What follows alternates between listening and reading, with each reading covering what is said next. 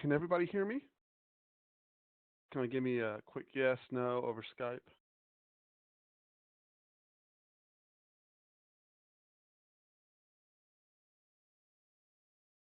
Okay, excellent. So let's get started. So this morning, if we take a look, uh, NQ is they are pushing to highs. We're trading just below 34.54 this morning, and ES traded in a very tight range, 1801 and a quarter and 1804 and three quarters. So when we get the first thing that I notice when we get that is when we get a tight overnight range.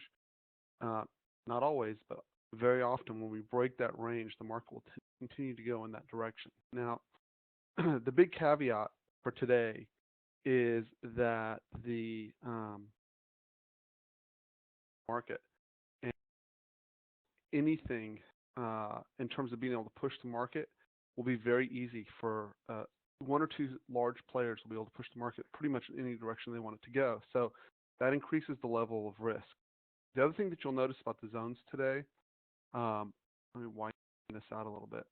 Okay, so we've been balancing for the exact same range. The zones are almost exactly the same today as they were yesterday. And the reason for that is we are balancing. And so you'll also notice that I've made the zones smaller. Why? Because I want to we're trading in a range. I don't want to encourage anyone, or I would not personally want to be short anywhere but or long at the extremes of these zones. So I've moved them from 2 points down to 1 point. Now outside of the zones, they're back to 2 points. So the first thing that I want to look at this morning is let's take a look at the overnight view here real quick and see where the market's been going so we can get some idea of what the scenarios might be, right? So let me drag this over here real quick. And let's take a look at the daily on the ES first on the chart, right? And let's compress this a little bit. So we can see that we've had this balance area here. And overall, we do have this uptrend even into the close intact. And coming in today, it is still intact. Let me show you where it is. Get that here. And so that's still holding. My only concern, the only caveat I put in is that we've just been consistently reaching higher highs. At some point, that's going to end. And um, when the sell-off comes, you can tell from the nature of how we keep just climbing higher and higher that everyone will try to hit the exits at the same time. Is most likely whenever we do break, it's likely to be substantial to the downside. And so you have to keep that in mind when we're trading that there'll be flushes of zones when that break occurs will be highly likely as everyone tries to kind of stumble over themselves. A perfect example of what that might look like, right? Were late afternoons yesterday, right? Where we just kind of get this cascading motion to the downside. We get this cascade here to the downside. And even though if you look on both of those days, they did find support at the zones and we did get rotation, right? You want to make really sure you have a good rotation before you're taking a trade into a downside trade. That does not mean don't take the trade. It means make sure you have a good stretch. A good stretch is anywhere from 6 to 10 points from the last swing high or swing low, right? And then also keep in mind we're in a thin market, so if the market does get stretched, the rebound can be significant. The thought often is when you're in the trade, wow, I've really got a home run here, and we stop managing our trades correctly, right? We stop scaling, and the next thing you know, we have a trade that maybe 5 points, 10 points, 12 points, and all of a sudden, in a very small period of time, like right in here, right, you waited all day to get this rollover, and the next thing you know, it's taken back 80% of the rollover into the close, and that can really hurt your P&L. The other thing that's very important on this, chasing into the hole, either on the ups or in that case, not the hole, but into the upside or the downside, right? Can really, really hurt in thin markets because they'll reverse it really drastically. And you'll notice on each and every day, like yesterday, we barely broke the highs from the prior day, and then they flushed it. Same thing with coming into the lows, right? It looked like it was going to break yesterday morning, and the scenario was that we would look for a break below Globex lows, come back in and trap and drive back up. they're going to make the downside look extremely enticing. Okay, so again, NQ is pushing the high, so I'm going to watch NQ, but I'm going to need a good rotation down, get a long entry. And my objective on a daily basis, right, is to make sure I'm growing my equity. It's not how many trades can I get a day, or even if I trade every day, although I usually do, right? It's how many high quality, high odds trades can I get, and how can I execute them extremely well to accomplish two goals. I want to both increase the capital on my account on a regular basis, and I want to do it in a manner that will allow me to consistently increase my trade size, right? That means that even though some trades will look okay, right? Psychologically, I want them to look more than okay. I want them to look great so that as I move forward down the line and I'm growing my account, I can go from either one contract to two, 5 to 10, 10 to 20 as I'm growing my account over a period of time and over a series of successful trades. And you can only accomplish that if you're executing the highest edge trades.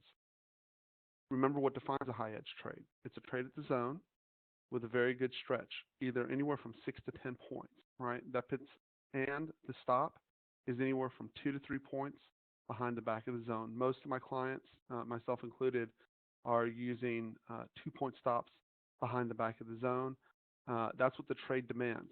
Now, if your P&L, right, or your account size says you can't take a 4 point stop from the top of the zone, then you'll only be able to take those entries that fit the parameters of what the market demands as an appropriate stop, which means if you can only take 3 point stop, you have to make sure you're within that. That 3 points includes that 2 points behind the back of the zone, or you're forced to pass on the trade. But adjusting the stop to fit your desire to be in the trade will most likely only increase your odds of getting stopped out on the trade. And that can really, really suck. So let's go on and look at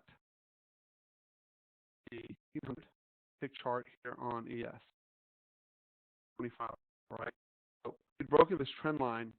And the back trend line, if we were to get it today, it's all the way up here, 1813, 1814, 1815 zone, depending on what time we hit it, if we hit it, right? But I would still expect this when we get up into this area. It'll probably match up with the zone and give us a pretty nice rejection the first time into this area. Tonight, just higher highs and higher lows. So it is a bit of caution if you're going to take the downside trade, right? And again, even though I think we are stretched, and I've heard everyone's arguments about why the market should correct, I still don't see. Hold on one second.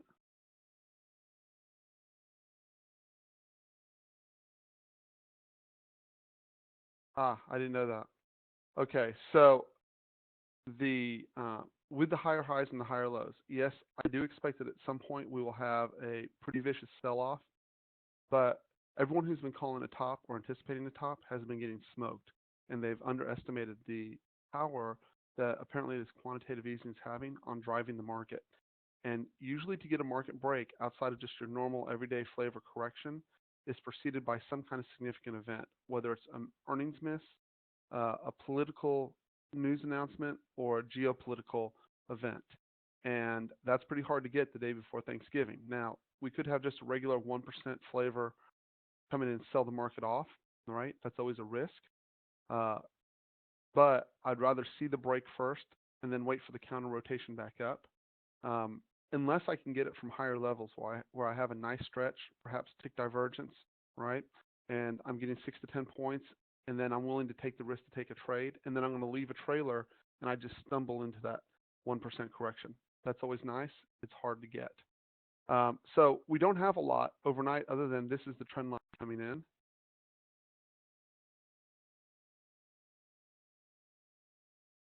Okay.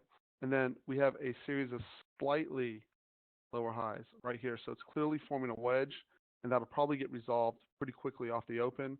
And I would watch NQ for my lead again on that, as it's been leading the market both up and down. It definitely led the reversal yesterday. ES was still hitting new lows, and NQ had stopped hitting new lows, and then reversed and led us back up. So let's take a look at NQ really quick.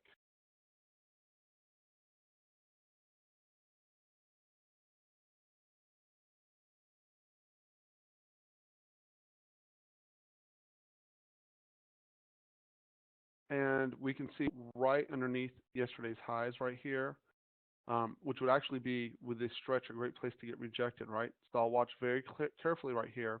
The other thing I'm going to watch on NQ, right, is do we break out? Let me give a scenario. Okay, so on NQ, the possible scenarios, right? We clearly have a series of higher highs and higher lows, right?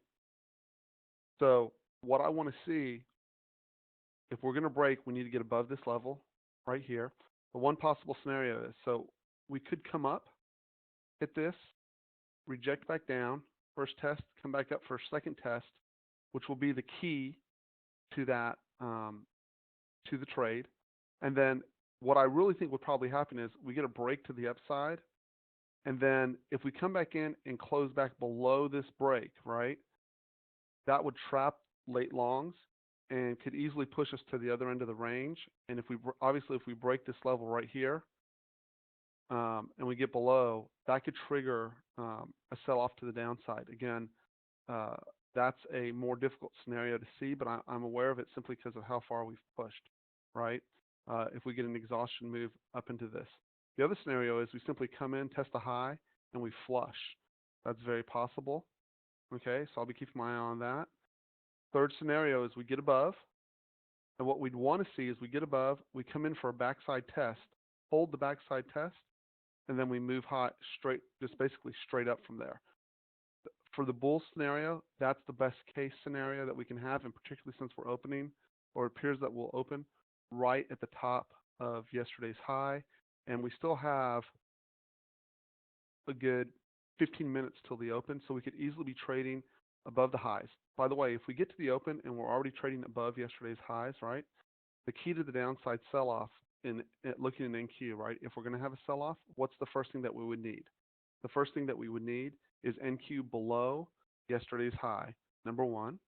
The next test to come, right, would be getting below Globex lows, okay, which was pretty much on the open of Globex. It looks like it was a, well, I don't even have to guess. I know I have it right here. The low on Globex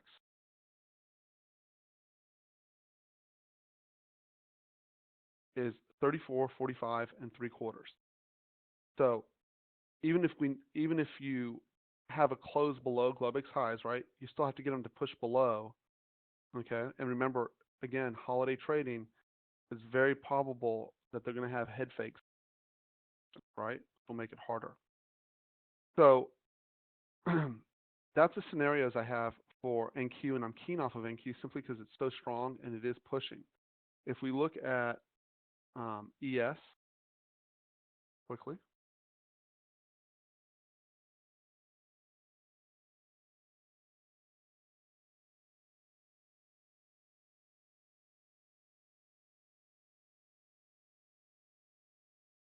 let's erase all of this. I apologize. Give me just a second. I haven't got quite adept as doing this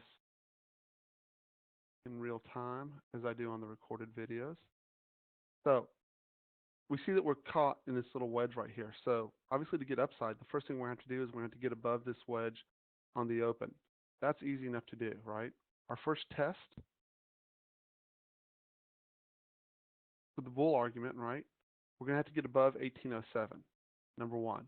If we can't get above 1807, there's not much of a bull argument to be had. And then we're facing one of two scenarios. We have another balance day, and it's less likely to get 3 balance days in a row, by the way. So we are looking for a move out of value. And so let me define exactly what that means. A move out of value can be one of two things. It can be a trend day up or a trend day down, or it can simply be that we come up and we make a move up or a move down, right? And then it can be a failed move, right? We get the move out of value accomplished, and then we come back up and fail that move, okay? Back into or towards the balance area. You still accomplished a move out of balance, okay? Or the flip side of that is we end up with a trend day up, which I'm not expecting, but it's certainly possible. So the first thing we need for a bull case is we got to get above prior day's high, right? We also would need to get above Globex highs at this point, which it looks like we'll probably do that right out of the gate, right? So the first test to see is if we open, we get above Globex highs, but we're unable to get above yesterday's highs, and for that matter, Monday's highs as well, and then we break back below, that would be the first clue to me that we have a possible sell scenario, right? So what's the next thing that has to happen? Then we have to get below yesterday's close, which is right here at 1802, and really below 1800. Okay. Once we're below, if we get below 1800, right? So I'd be a little more encouraged. Again, I wouldn't chase. So what happens is you see these scenarios develop, and then you want to jump on it. You go, oh, we have the sell scenario, but I don't want to chase. I still want to get good trade location, right? I'm still keeping in mind I'm looking at a broader scenario, but I'm keeping in mind my micro entry, right? I have specific rules for entry, and those rules should be written. If we get below below yesterday's close in this 1800 level, our big test is going to come right here at 1799, 1798. Okay. When we get there yesterday, you see that they shook down below, and you can bet the first time in there's going to be responsive buyers down in here because people saw what happened yesterday. They're probably quite likely to come in and be willing to step in. It's going to be on the second and third tests when we're down here of a possible break, right? And then because of the thin nature of the market on holiday schedule, right? It's more difficult, and you're going to have to manage with stops, meaning you have to capture your scales appropriately because one or two things could happen. We could go into a waterfall scenario like we did here, right? And you have no way of knowing if that's what we're going to end up with, or we end up with this scenario where we get the waterfall move to the downside or to the upside, right? And then we get a pretty vicious reversal back the other way. And there's no way of telling which one they're going to give you because it's too thin. There's too few market participants. Okay, so the only ways to manage is with stops and with scales and appropriate risk. The way the day will go will be the first hour will have the most participation, right? After 9:30, once we get towards European close at 10:30 Central Time, right? The participation will drop significantly, and more people will be leaving the market. And that'll leave the market open to more games towards the end of the day. Um, I'm trying to think if there's another scenario here that I've left out because I think I've covered every possible scenario. I actually don't have a bias today other than I'm aware that we've been in balance for 2 days and I am looking for a move out of balance. And I am aware that NQ is pushing towards yesterday's highs. We haven't broken there just yet. And I'm going to push for a very nice stretch before I take a trade. And if we look at the stretch yesterday, right, we essentially went from 1805 and a half, right, all the way down, excuse me, not yesterday, prior day. We went from 1805 and a half all the way down to 1799, 1798 and change, right? So that's a 6 to 7 point push down before we got a rebound. Yesterday, this push was from 07, right, all the way down to 1801.50 before we got any kind of buyer's reaction. Again, if you look, even if you said, okay, 6 points is my minimum rotation, that puts you in at 1801. Excuse me, from 1807, that's right, just before 1801. Okay, so you barely missed getting tagged in, and that's fine. I'd rather miss getting tagged in right here than I would getting long here on a smaller rotation and then having to take a loss at the end of the day because I couldn't get the rotation back up into profitability, right? The guy who went in earlier than that had nothing to gain right here. Same thing with this rotation down, right? On the peak, we were at 1806 almost, right? 1805 and a half. If you look, 1805 and a half, we take 6 points, right? So let's just call that 1699. Excuse me, 1799. At 1799, this guy took very little heat and he had a fantastic trade to the long side. So again, I would shoot for 6 points, and if I don't get those 6 points, I would prefer to miss. So I think I've covered all the scenarios. Oh, I know one thing I did want to cover that I have not covered yet, and let's take a quick look at the profiles.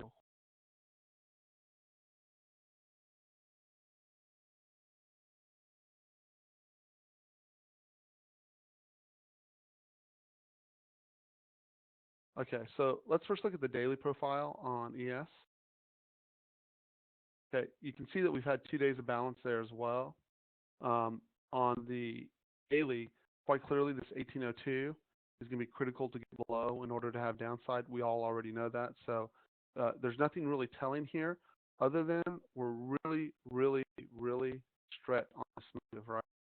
Look, we started this move all the way back It's 1745, and we're stretched all the way to 1810. So historically, just to put some reference on it, right? Go back and some of the stretches we prior. Now, this is the biggest stretch we had by miles, right? So this was from 1670 all the way up to 1770, 100 points, right? We've now from 1770, we've added back 1770, we're almost at 1810. Let's just call that another 40 points, right? So 140 points. When I went back and looked historically, there were moves of 150 to 200 in a straight line, but very few of them occurred without any correction, right? Or at least going into a bad scenario. This particular balance scenario here occurred after we had this 1640 to 1750, almost actually more than 100 points, right? So if we were going to get an identical move to get to that, right, we'd have to go from 1740 all the way up 1840 to AB equals CD type of move, right? So it's certainly possible, but man, it's hard to imagine. That's just would be a ginormous move without any pullback whatsoever. In addition, on these pullbacks here, right, what have been the correction sizes when we have pullback is the other question I want to ask when I look at the profile. And for the most part, they've been relatively small. They've been about 20 to 30 ES points, right? So if I look at that, I get one quick one-day snaps, and I look 20 to 30 back from highs. Well, that puts me roughly from 1806, and I take 30 back. So it would put me back to 1776, which is right at the bottom of this current balance area. You can see that right there, right? So it would be totally logical, and I would expect responsive buyers if I get down there. I do not want to be shorting here. I am looking for a response. Even if I think the market's going to break down and go to zero, I'm looking for a response the first time in here, right? And then I'm going to have a lot of support below that right in here. I'm not expecting a flush right through. So I want to keep balanced and expect a two-way market. Other than that, it's not revealing very much to us other than we're expecting to move one way or another because of the balance that we have here. It looks similar to oh, well, we don't have a recent example. It looks similar to this, but we went through a prolonged period of balance in there, so it doesn't help us very much. Let's look at the 24-hour here real quick. 24-hour chart, we see the same thing. The only thing that I see that's concerning on the 24-hour chart is this is the higher lows on the 24-hour. I don't know if y'all can see that. Let me draw this here real quick. Series of higher lows that I'd want to see broken. Obviously, if we break, we can have a move to the downside, and we have a real clear plateau, right? The break could come to the downside, obviously, and the first area we'll have to get over on the 24-hour, the next major area of support is going to be right in here, between the 1792 to 1795 area. I would expect responsive buyers the first time in there, but if we break, right, see how pronounced this area is on the market, on the volume profile? There's nothing like that underneath, and there's a lot of air all the way down to 1770, like I said. So below 95 and holding, the party really starts to the downside if we get there. Again, it's just a possibility. Let's look at NQ really quick.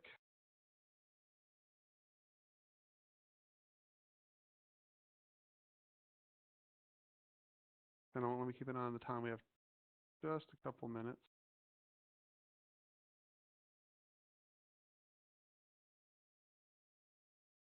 Okay, so here's the day NQ. Clearly, we're breaking to new highs, right? So what has to happen on NQ in order to get any damage, right? Well, the first thing that has to happen is we have to get below this level, this 3420. So in order to get below 3420, we have to get down at least, wow, 35 points from where we're currently trading, right? That would be pretty much a pretty big down day on NQ, and I would expect responsive buyers the first time down into this 3420 area. If we break 3420, right, the other end of this balance is all the way down here at 3360. Could it happen? Yeah. Will it happen? I don't know, particularly on today, right? So again, we have to give the bulls the edge because they've had it all along. I don't know that I want to chase up. Actually, I know that I don't want to chase up, right? I want a good rotation. If I'm going to get long, I want a good fat rotation, right? But I don't want to go in there and say, well, this is the top. Top callers have been crushed consistently. And if I do take a short, right, it has to be a proper setup, and I have to kind of fall into the rollover. The last piece that I want to look at here, and I know we're about to open, so you can drop off if you like. I'm going to go just a bit over, is the 24-hour NQ. You can see we're stretching up, and we followed the only downside move is we followed this exact same move last time where we creeped, we creeped, just like we're doing right here, all right? And we had one final push in the morning up, and then we just had one of these nasty down days, right? So we could have one more final push up, and then just get you know, a nasty down day. But we had so many up days in a row. I'm not overly eager to chase the upside unless it just comes to me in a fantastically easy trade, particularly on NQ. And again, we're going to be watching ES. I will point out, ES is not breaking at this point. We're still below the 1805. And so I'm going to watch it very closely, see what happens. Also, remember, we are getting a ton of data. We have data at 842. We have data, which is, by the way, released privately. It's released publicly at 845. We have important data at 955. I believe that's Michigan sentiment. I might be wrong on that. Then we have oil inventories at 1030. That doesn't move the ES very much, but it is, if you're an oil trader, it's important. So that's what I've got, guys. Watch your P&L. Wait for your trade setup. We don't miss a trade, right? You can't miss a trade. If you coulda, you woulda. It just means you have something more to learn. And I certainly hope this helped everybody. Have a great day. And if you like the meeting, send out a little bit of Twitter love. Appreciate it. Have a great day.